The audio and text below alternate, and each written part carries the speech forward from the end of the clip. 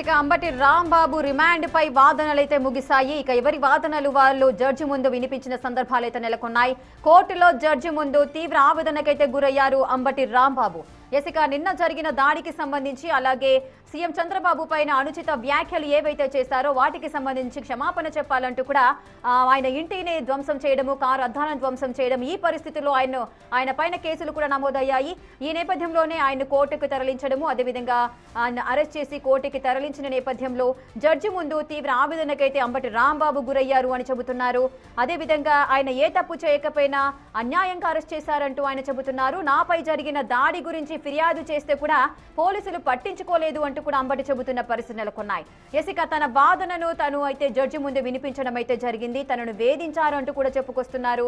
మరి అంబటి రాంబాబు ఈ విధమైన వర్షన్ అయితే జడ్జి ముందు వినిపించిన సందర్భాలు అయితే నెలకొన్నాయి. ఇక కోర్టులో జడ్జి ముందు అయితే తీవ్ర ఆవేదనలకైతే లోనయ్యారు అంబటి రాంబాబు. మరి జడ్జి ఎటువంటి తీర్పునిస్తారు, అదేవిధంగా నల్లపాడు సిఐ వంశీధర్ సహా మరో 2 సిఐలు కూడా అక్కడికి వెళ్లడము, అదేవిధంగా ఆయనను శారీరకంగా ఇబ్బంది పెట్టారు అంటూ కూడా అంబటి రాంబాబు చెప్పుకొచ్చిన పరిస్థితులున్నాయి. ఇక ఈ విషయాన్ని గురించి కూడా మనం మాట్లాడుకోవాలి. అలాగే తప్పు చేయకపోయినా అన్యాయంగా అరెస్ట్ చేశారంటూ కూడా అంబటి రాంబాబు జడ్జి ముందు ఆవేదనైతే వ్యక్తం చేసిన పరిస్థితులున్నాయి. నాపై జరిగిన దాడి గురించి ఫిర్యాదు చేస్తే కూడా పోలీసులు పట్టించుకోలేదంటున్నారు. ఇక ఈ విధమైన వర్షన్ అయితే అంబటి రాంబాబు జడ్జి ముందు వినిపించిన సందర్భాలు నెలకొన్నాయి. ఇక జడ్జిలో ఆరోగ్య పరీక్షలు ముగిసిన అనంతరం జడ్జి ముందు హాజరుపరిచారు అంబటి రాంబాబును. తాను ఏదైతే ఏపీ సీఎం చంద్రబాబు పైన అనుచిత వ్యాఖ్యలు చేశారో ఆ వ్యాఖ్యలకు సంబంధించి ఎక్స్ప్లెనేషన్ కోసం అటు జడ్జి ముందుకు తీసుకెళ్లే పరిస్థితులు ఉన్నాయి. కానీ జడ్జి ముందు అంబటి రాంబాబు అయితే తీవ్ర ఆవేదన అయితే వెళ్ళగక్కారు. తనను అటు సిఐలు 2 వ్యక్తులు నన్ను ఇబ్బంది పెట్టారు, శారీరకంగా ఇబ్బంది పెట్టారు అంటూ కూడా ఎవరైతే ఇబ్బంది పెట్టారో వారి పేర్లను కూడా మెన్షన్ చేస్తున్న సందర్భాలు నెలకొన్నాయి. అలాగే తను ఏ తప్పు చేయకపోయినా నన్ను అన్యాయంగా అరెస్ట్ చేశారంటూ కూడా అంబటి రాంబాబు చెబుతున్నారు. అదేవిధంగా తనపై ఏదైతే దాడి జరిగిందో ఆ దాడి గురించి పోలీసులకు నేను ఫిర్యాదు చేశాను, అయినా కూడా పోలీసులు నా ఫిర్యాదును కూడా పట్టించుకోలేదు అంటూ కూడా తన ఆవేదన అయితే జడ్జి ముందు చెప్పిన పరిస్థితి నెలకొన్నాయి. మరి జడ్జి ఎటువంటి నిర్ణయాలు తీసుకున్నారు అనేది కూడా తెలియాల్సిన పరిస్థితి నెలకొన్నాయి. ప్రజెంట్ అంబటి రాంబాబును మరి రిమాండ్కు తరలిస్తారా, మరి ఏం జరగబోతోంది అనేది కూడా చూడాలి. ఇక నన్ను వేధించారంటూ కూడా తను మాట్లాడుతున్న సందర్భాలు నెలకొన్నాయి. ముఖ్యంగా నల్లపాడు సిఐ వంశీధర్ 2 కూడా నన్ను ఇబ్బంది పెట్టారు శారీరకంగా అని చెబుతున్నారు. సో దీనికి సంబంధించిన పూర్తి అప్డేట్స్ మా ప్రతినిధి శివ అందిస్తారు. శివ, అక్కడ ఏం జరుగుతోంది? మరి అంబటి రాంబాబు జడ్జి ముందైతే తన ఆవేదన చెబుతున్నారు. నేను ఏ తప్పు చేయలేదు, నేను ఫిర్యాదు చేసినా కూడా పోలీసులు పట్టించుకోవట్లేదు, ముఖ్యంగా సిఐ కూడా నన్ను శారీరకంగా ఇబ్బంది పెట్టారంటున్నారు. సో ఎటువంటి వాదనలు వినిపించారు ఇంకా జడ్జి ముందు? రేఖ, మొత్తం మీద చూసుకుంటే మాజీ మంత్రి అంబటి రాంబాబు జడ్జి ముందు కూడా తీవ్ర స్థాయిలో కూడా ఫిర్యాదు చేసిన పరిస్థితి కనిపించింది.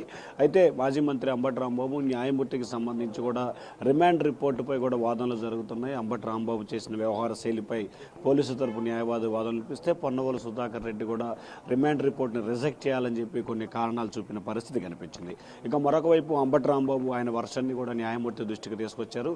పోలీసులు అర్ధరాత్రి 2:30 సమయంలో సెల్లో నుంచి తనని బయటికి తీసుకొచ్చి 2 కాళ్ళు చాచి తనని ఇబ్బందులు పెట్టారు. నల్లపాడు సిఐ వంశీతో పాటు మరొక 2 సిఐలు లైంగికంగా వేధింపులకు పాల్పడ్డ పరిస్థితి కనిపిస్తూ ఉంది. తనకి కాళ్ళు నొప్పులు ఉన్నాయి, దానికి సంబంధించి పోలీసులు చిత్రహింసలకి గురి చేశారు. దీనికి సంబంధించి తనపై దాడి జరిగి తనే ఇబ్బందులు పాలైన పరిస్థితి కనిపించింది. ఈ నేపథ్యంలోనే తనపై జరిగిన దాడికి సంబంధించి ఫిర్యాదు ఇస్తానని చెప్తే కనీసం ఫిర్యాదు కూడా తీసుకోలేదని చెప్పి అంబటి రాంబాబు న్యాయమూర్తి ఎదుట ఆయన వాంగ్మూలాన్ని ఇచ్చారు. అలాగే దాంతోపాటుగా తనపై దాడి చేయడంతో పాటు తన నివాసం అలాగే తన కార్యాలయంపై ఫర్నిచర్ ధ్వంసం చేశారు. పోలీసులు పూర్తి స్థాయిలో ప్రేక్షక పాత్ర పోషించారని చెప్పి కూడా అంబటి రాంబాబు న్యాయమూర్తికి ఫిర్యాదు చేయడం జరిగింది. అంతేకాక తనని అర్ధరాత్రి 2:30 నుంచి కూడా దాదాపుగా 3 గంటల పాటు సెల్లో నుంచి బయటికి తీసుకొచ్చి చిత్రహింసలకు గురి చేశారు. తనపై కూడా దాడికి పాల్పడ్డంత ప్రయత్నం చేశారని చెప్పి అంబటి రాంబాబు న్యాయమూర్తికి చెప్పినట్టు తెలుస్తాం. ఉంది. అయితే అంబటి రాంబాబు చెప్పిన వాటన్నిటిని కూడా న్యాయమూర్తి స్టేట్మెంట్ రూపంలో రికార్డ్ చేసుకున్నట్టు తెలుస్తూ ఉంది. అయితే దాదాపుగా 2 గంటల పైగా కూడా 2 వర్గాల వాదనని న్యాయమూర్తి విన్నారు. అయితే తీర్పునైతే ప్రస్తుతం రిజర్వ్ చేసిన పరిస్థితి కనిపిస్తూ ఉంది. మరికొద్ది సేపట్లోనే అంబటి రాంబాబుకు సంబంధించి రిమాండ్ విధిస్తారా లేకపోతే బయటికి వదిలేస్తారా అనే దానికి సంబంధించి ఉత్కంఠ కొనసాగుతూ ఉంది. రేఖ మరికొద్ది సేపట్లోనే అంబటి రాంబాబుకు సంబంధించిన తీర్పు అయితే వెలువరే అవకాశం కనిపిస్తూ ఉంది. Right, thank you Shiva, thanks for the live details. Right, చూస్తున్నారు కదా, కోర్టులో జడ్జి ముందు తీవ్ర ఆవేదనకైతే లోనయ్యారు అంబటి రాంబాబు. తనను అటు నల్లపాడు సిఐ వంశీధర్ తీవ్ర ఇబ్బందుల పాలు చేశారు, శారీరకంగా హింసించారు అంటూ కూడా ఆయన పైన, అదేవిధంగా మరో 2 సిఐల పైన కూడా ఆరోపణలు చేసిన సందర్భాలు నెలకొన్నాయి. అలాగే తను ఏ తప్పు చేయకపోయినా నన్ను అన్యాయంగా అరెస్ట్ చేశారు, నన్ను ఇబ్బంది పెట్టారు అంటూ కూడా తన వాదనలు అయితే వినిపించారు. అటు సీఎం చంద్రబాబు పైన అనుచిత వ్యాఖ్యలు చేసిన నేపథ్యంలో ఆయన పైన కేసులు అయితే నమోదైన సందర్భాలలో అటు పోలీసులు అరెస్ట్ చేయడము, జడ్జి ముందు ప్రవేశపెట్టడం జరిగింది. మరి తీర్పు ఏ విధంగా వచ్చే అవకాశాలున్నాయి, అలాగే మరి రిమాండ్కు తరలిస్తారా, మరి ఏ విధంగా ఉండబోతోంది అనేది కూడా మరికొద్ది క్షణాల్లో తెలిసే అవకాశాలు కనిపిస్తున్నాయి.